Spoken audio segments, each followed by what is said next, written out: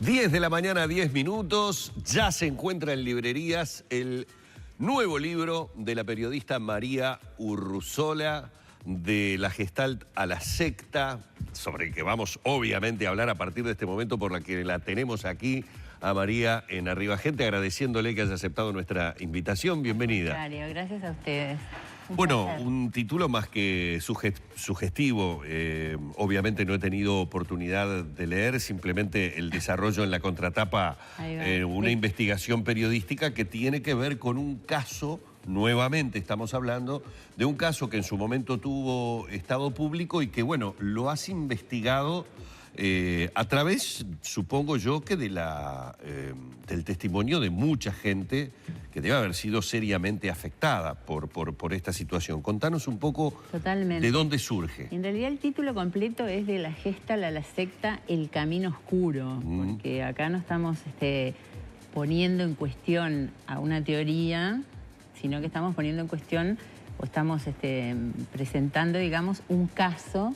Un caso, que tiene que ver con un grupo de gente que en los años 90, más particularmente en 91, 92, 93, fue en busca de o terapia gestáltica o cursos de formación en Gestalt y terminó paulatinamente siendo captada, por así decirlo, porque en realidad la parte más difícil de entender es esa, es cómo la gente va, digamos, entrando en un clima en el que finalmente termina perdiendo su autonomía individual.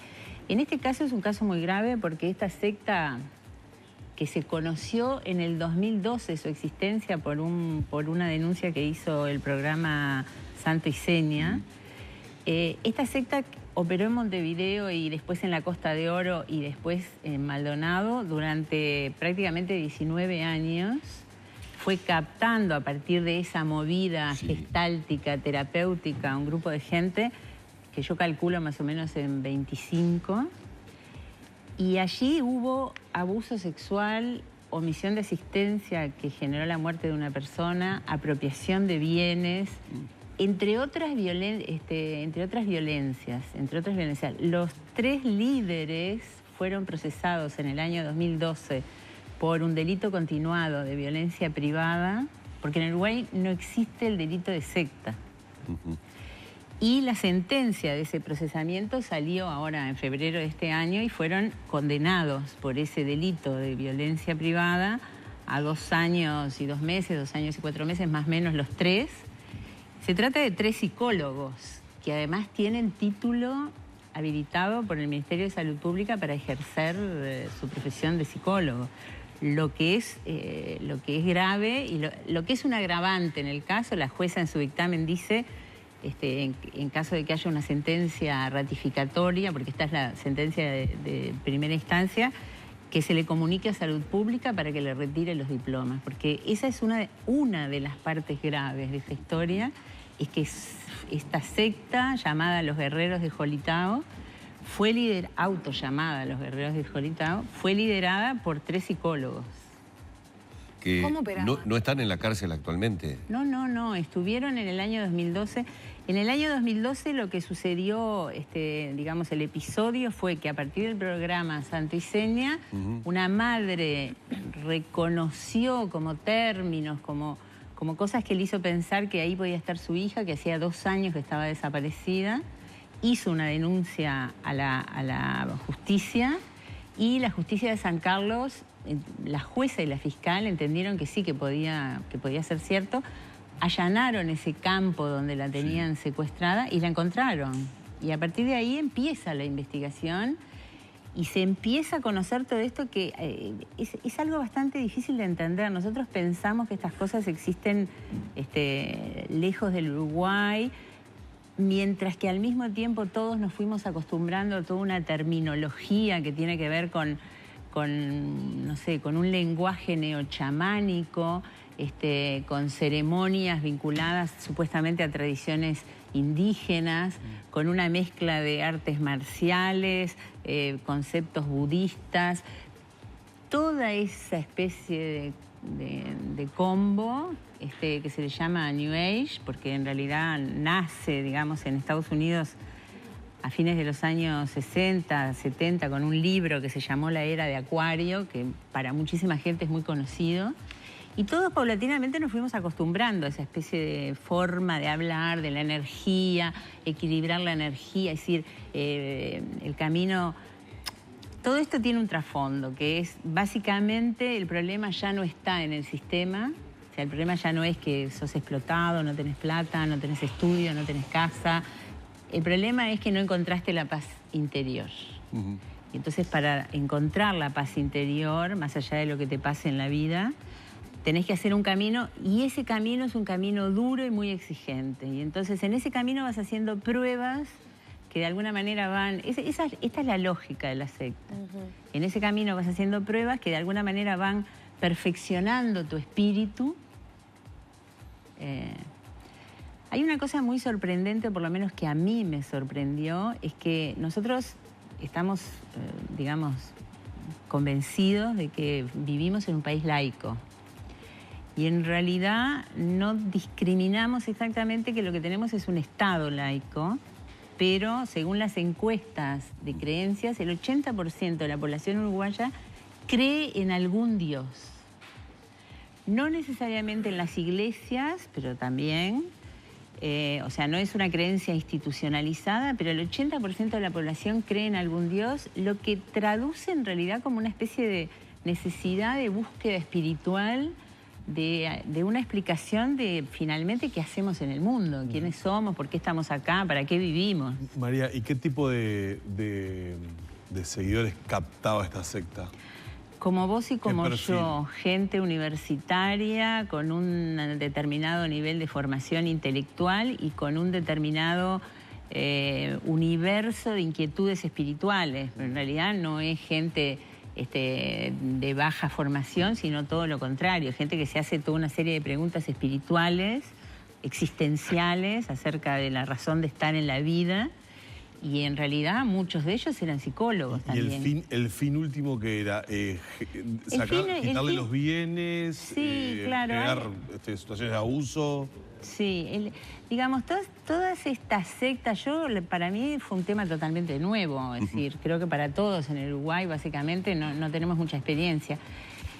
Siempre hay un psicópata, siempre hay un perfil de un perverso narcisista que en realidad busca una mezcla de poder, de dominio, de sometimiento del otro, y el sometimiento del otro toma diferentes facetas, diferentes formas, según el nivel del perverso psicópata, ¿no? Nosotros creo que pensamos que el gran psicópata del Uruguay es Pablo Goncalves, pero en realidad la Organización Mundial de la Salud dice que más o menos el 2% de la población tiene ese perfil psicológico.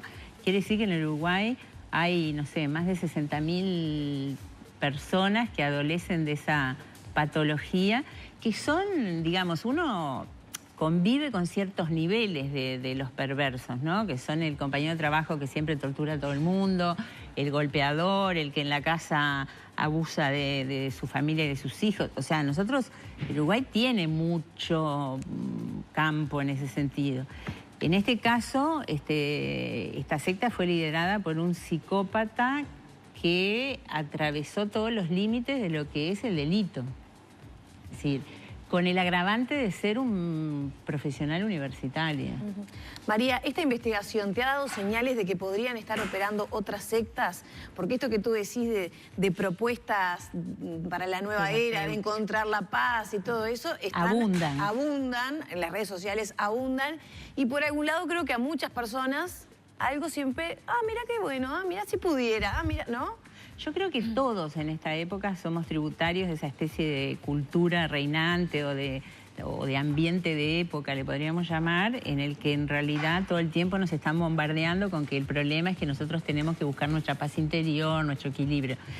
Las víctimas de esta secta, los que prestaron el testimonio para el libro, en realidad ellos sospechan que en algún lugar del Uruguay esto mismo está sucediendo con ese discurso o con otro. Es decir, no tenemos por qué creer que esta es la única secta.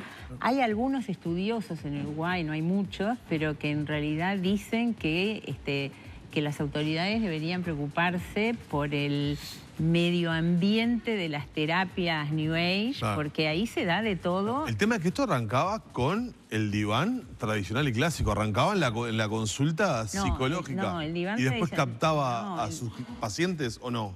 No, porque la Gestalt es una teoría psicológica que no usa el diván tradicional y clásico. Bueno, no, está bien. Claro, bien, al está bien. revés. Y esa forma parte, no, pero es interesante lo que vos decís, porque eso forma parte de su poder de atracción. Claro, pero digo, todo comenzaba maquillado, o por lo menos Sí, bajo lo Uno que iba sería... a un psicólogo diplomado, digamos. Ahí va, uno iba al psicólogo. O y de uno ahí, iba a tomar clases de formación en Gestalt. Ahí está. Y de ahí derivaba a lo otro. Y de ahí ingresaba, porque en general se trata, en términos generales se trata de gente joven, Ajá. que está en crisis con su vida. Digamos, cuando uno va a un psicólogo en busca de ayuda, es porque está en crisis con algo, porque se siente débil, porque no tiene la capacidad de resolver su Y ahí vida. Entonces, claramente hay vulnerabilidades que Total.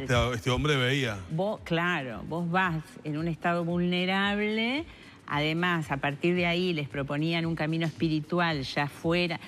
En el libro hay una parte que es tremenda. Yo leí el expediente, tiene más de 1000 páginas, que es el relato de lo que pasaba en el consultorio a puertas cerradas.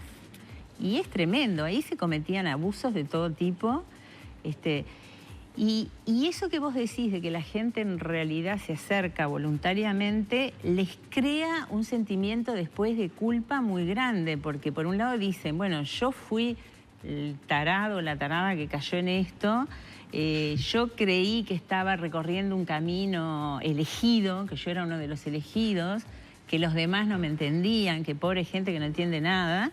¿Y cómo después salgo y digo, no, me equivoqué, me abusaron, fui víctima de todo esto? Para la gente que estuvo, fíjate que hay una cantidad de ellos que tenían 19, 20 años cuando ingresaron y se les fueron 20 años de su vida. ¿Cuánta gente participó de esa secta? Yo tengo más o menos el universo que detecté, son 25 personas. En general las sectas son grupos minoritarios que convencen a esa gente, a sus integrantes, de que tienen una misión elegida y única y que solo la van a alcanzar a través de ese grupo, que no es que la pueden alcanzar en otro lado, ¿no? Muchos de ellos estaban en la edad en que uno procrea hijos, comienza su actividad profesional, y todo eso se lo perdieron, porque en realidad les decían que tenían que separarse de la familia, eso era lo que hacían, se separaban de la familia, que tenían que cortar todo lazo con amigos, conocidos, que se tenían que cambiar el nombre, muchos de ellos se cambiaron el nombre, dejaron a su familia, abandonaron sus trabajos, que no podían tener relaciones con las instituciones. Imagínate un psicólogo que se está formando, si no tiene relaciones con las instituciones, ¿no? Es decir, su trabajo, entonces, en ese proceso fueron aislándose. Ese es el mecanismo de la dominación en una secta. Los van aislando como forma de tener cada vez más digamos, un poder de convicción y ¿no? Nunca hay que menospreciar, creo yo, la capacidad de un perverso o nunca hay que menospreciar más aún la capacidad de influir en la mente de la gente.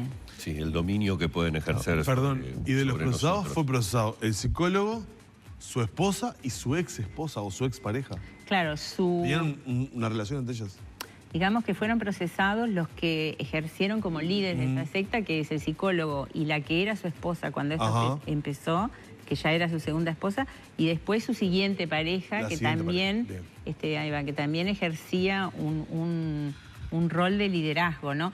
Con todas palabras que en realidad son como una especie de, no sé, es hasta difícil de entender, Shifu, Udai, el dojo, palabras sacadas de las artes marciales, en fin, es está todo aquí. todo un camino, sí. Como dice María Urruzola, de la Gestalt a la secta, el camino oscuro, ya está en librerías. Sí. Ha sido la excusa, el motivo de la invitación para que compartiera con nosotros, María, estos minutos aquí en La Mañana de Arriba Gente, el agradecimiento, bueno, y la mejor de las suertes con esta nueva investigación. Muchas gracias, muchas gracias. Gracias. Cerramos por aquí la entrevista con María Urruzola.